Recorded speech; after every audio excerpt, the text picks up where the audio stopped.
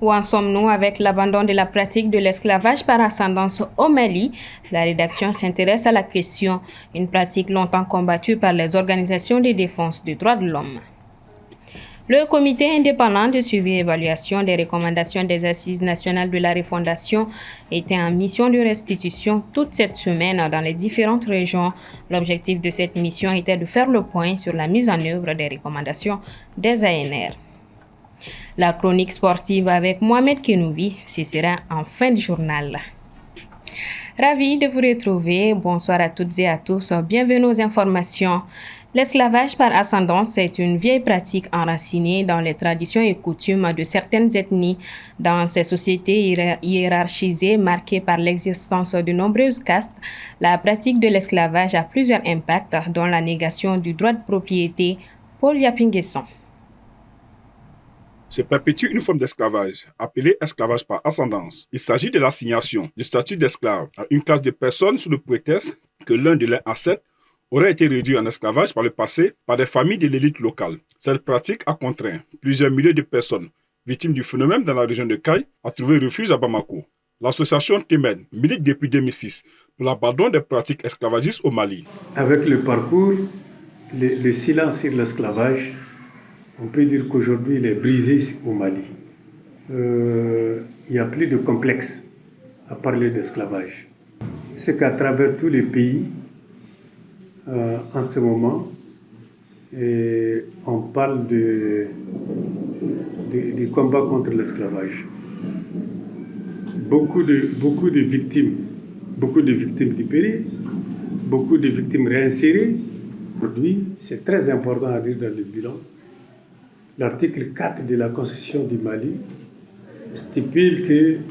parle de l'esclavage pour la première fois. C'est un article uniquement sur la criminalisation de la pratique de l'esclavage. Également, nous avons le code pénal en révision qui contient 17 articles qui criminalisent la pratique de l'esclavage. Malgré les sensibilisations, l'esclavage persiste encore à Caille, mais aussi dans le nord du Mali. Je pense que ces zones où ça persiste, c'est les zones où il y a davantage de séquelles de la féodalité. Les séquelles de la féodalité au Mali. Ces zones-là, la région de Caille et puis le Grand Nord, c'est les zones au niveau desquelles il y a plus de séquelles de féodalité, de pratiques anciennes. Pour la Commission nationale des droits de l'homme, CNDH, toutes les violences liées à cette pratique sont punies par le Code pénal du Mali. Toutes les violences qui sont liées à ces pratiques sont prévues et punies par le Code pénal du Mali. Donc il n'y a pas d'échappatoire à ce niveau, dire qu'il n'y a pas une loi spéciale sur l'esclavage qui pourrait empêcher ou freiner l'État dans ces combats. Donc nous pensons que les dispositifs juridiques existent. Il reste vraiment beaucoup plus d'implication de la justice. Le Mali a ratifié tous les textes internationaux et même la loi fondamentale de la République du Mali interdit l'esclavage. Pour rappel, la Cour d'assises de Caille a condamné le 27 février 2023 cette personne à la peine de mort. Une autre a écopé d'une peine d'emprisonnement de 5 ans.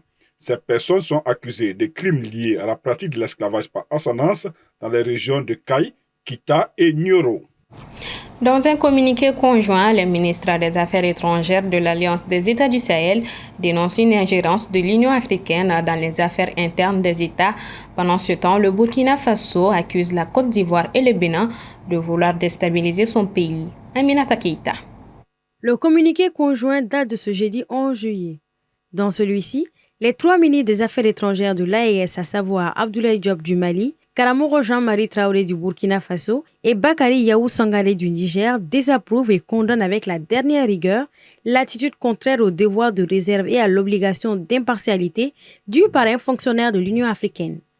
Selon la narration du communiqué, lors du sommet de la CEDEAO le 7 juillet à Abuja, le commissaire de l'UE en charge des affaires politiques, paix et sécurité, s'exprimant au nom du président de la commission de l'UE, a déclaré que le retrait des 3 pays de l'AES de la CEDEAO est inacceptable pour l'UE et qu'il ne croit qu'en une seule CEDEAO. Le communiqué ne précise pas le nom du commissaire en question. Par contre, le titulaire de ce poste au sein de l'Union africaine est M. Bankole Adeoye. Déjà, lors de ce sommet, la CEDEAO a prévenu que la région ouest africaine risquait la désintégration après la création de la Confédération de l'AES.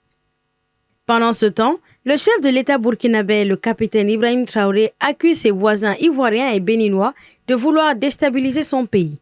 Cette accusation du président du Faso est intervenue dans son discours aux forces vives hier jeudi au Palais des Sports de Ouagadougou sur les grandes orientations qu'il veut donner au pays pour les 5 prochaines années, conformément à la nouvelle charte de la transition adoptée dans le pays qui le maintient au pouvoir pour encore 5 ans. Il y a bel et bien à Abidjan un centre des opérations pour déstabiliser notre pays. Personne ne viendra nous dire qu'au Bénin, il n'y a pas de base française dirigée contre nous. Nous avons les preuves sous la main. Il y a bel et bien 2 bases, une vers Kandi et l'autre en allant vers Porga ou je ne sais pas quelle localité. Des pistes ont été réaménagées à plus de 3000 mètres de long.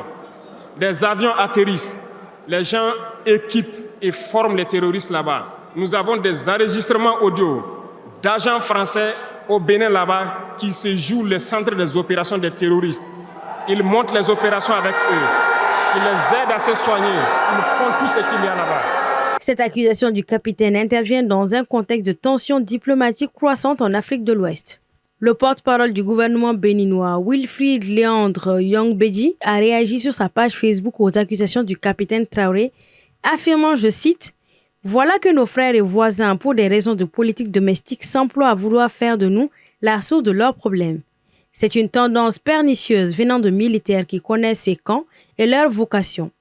Ainsi, après le Niger, c'est au tour du Burkina Faso d'emboucher cette trompette nauséeuse de désinformation qui alimente non le patriotisme mais plutôt la rancœur des populations et menace à terme la coexistence pacifique des peuples. Une chose est certaine, le populisme n'a qu'une seule vertu, c'est de déplacer les problèmes en faisant semblant de les régler.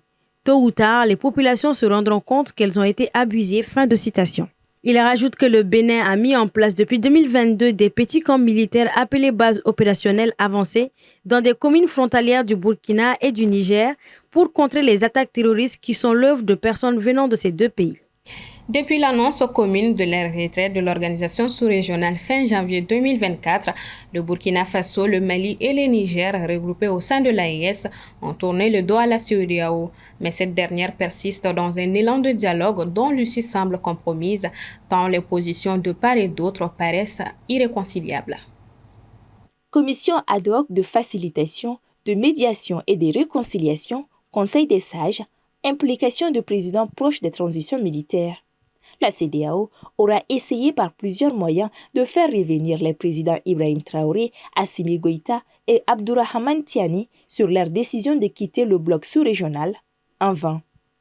À 5 mois de la fin de l'échéance des 12 mois après lesquels la sortie prend effet, même si pour les autorités des pays de l'AES le retrait est sans délai, la nouvelle mission de facilitation assignée au président sénégalais Bassirou Diomaye Faye apparaît comme celle de la dernière chance.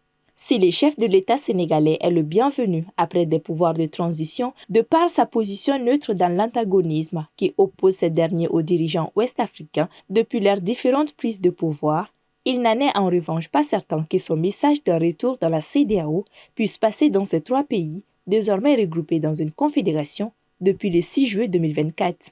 Notre itinéraire est un chemin de non-retour. Les chaînes que nous sommes en train de briser, c'est pour toujours. C'est fini. Plus de CEDEAO, a martelé le président burkinabé dans une interview quelques jours après l'annonce de retrait commun. Une position partagée par ses pairs de la Confédération AES et réaffirmée lors du premier sommet de l'Alliance à Niamey. Certains analystes estiment qu'en l'état, le dialogue entre la CEDEAO et l'AES, au lieu de viser un retour des 3 pays au sein de l'institution ouest-africaine, aurait plus de chances d'aboutir à des concessions de part et d'autre s'il était concentré sur la définition des contours d'une cohabitation pacifique entre les 2 blocs condamnés à partager le même espace géographique. Depuis le début de la semaine, la restitution du rapport 2023 du Comité indépendant de suivi et évaluation des recommandations des Assises nationales de la refondation se tenait dans les régions et le district de Bamako pour faire le point de l'état d'avancement de la mise en œuvre de ces recommandations. Djenaba Samaki. Après la tenue des Assises nationales de la refondation en décembre 2021, qui a vu la formulation de 517 recommandations, le colonel Assimi Goïta, président de la transition par un décret du 20 avril 2022, a créé le comité indépendant de suivi et évaluation de la mise en œuvre des recommandations des Assises nationales de la refondation, sincère ANR, afin de répondre à l'exigence de redevabilité par rapport à la réalisation des 10 recommandations. C'est en vue d'un large partage des informations relatives à l'état de la mise en œuvre des recommandations de ces assises que des ateliers de restitution de ces rapports ont été organisés dans les régions et les districts de Bamako, les cercles du Mali ainsi que dans la diaspora. Cette activité de restitution a regroupé les différentes couches de la société civile à travers le pays. Ainsi, dans le district de Bamako, l'atelier de restitution du rapport annuel 2023 du sincère ANR a eu lieu au gouvernorat du district. À Kati, l'activité a permis de partager avec l'ensemble des couches socio-professionnelles des cercles de Kati, Sibi et de Negela l'état de mise en œuvre des recommandations formulées lors des assises. Ces ateliers se sont tenus également à Koulikoro, Kolokani, Mopti, Kai, Bougouni, entre autres. Ils ont pris fin ces 10 à 100, Olesebougou et Tomignan. Les assises nationales de la refondation, initiées par les autorités de la transition, ont réuni en décembre 2021 toutes les forces vives de la nation et ont permis de recenser 517 recommandations considérées aujourd'hui comme levier de la reconstruction nationale. Sa mise en œuvre, même si elle n'est pas encore effective, est en cours d'exécution. Ces ateliers ont permis de faire le point de l'état des recommandations exécutées, celles en cours d'exécution et celles non exécutées, à la date du 31 décembre 2023. Ainsi, les actions prioritaires sont au nombre de 55, dont 20 réalisées, 33 en cours de réalisation et 2 non réalisées. Actions prioritaires complémentaires. Ils sont au nombre de 153, dont 10 sont réalisées, 110 en cours de réalisation et 33 non réalisées. Actions non prioritaires pour la transition. On dénombre 309, dont 19 sont réalisées, 121 en cours de réalisation et 169 non réalisées. Au Burkina Faso, le célèbre avocat Guy Hervé Kam a été libéré mercredi dans la soirée sous contrôle judiciaire. M. Kam, accusé de complot et association de malfaiteurs, était en détention provisoire depuis fin mai. Il a été arrêté à 2 reprises cette année. La première, c'était dans la nuit du 24 au 25 janvier à l'aéroport Ouagadougou, puis détenu dans les locaux de la Sûreté d'État pendant 4 mois. Libéré le 29 mai, il a aussitôt été à nouveau arrêté et inculpé le lendemain pour complot et association de malfaiteurs et était depuis en détention provisoire. Guy Hervé Kam est le cofondateur du collectif Balai Citoyen qui a joué un rôle capital dans la chute du régime de l'ancien président Blaise Compaoré en 2014. Il est aussi connu pour avoir été l'avocat de la famille de Thomas Sankara, tué avec plusieurs de ses collaborateurs en 1987. Mohamed Kenouvi vient de me rejoindre sur le plateau. Vous l'aurez compris, c'est l'heure de la chronique sport. Bonsoir Mohamed. Bonsoir. On commence donc par cette nouvelle qui vient de nous parvenir. Oui, et la crise qui n'en finit plus donc entre les dirigeants de la Fédération malienne de football et les Aigles du Mali. Dans une déclaration publiée ce vendredi sur les réseaux sociaux, le collectif des joueurs de l'équipe nationale a décidé de se mettre, je cite, en retrait de la sélection nationale jusqu'à la levée de la suspension du capitaine Amari Traoré.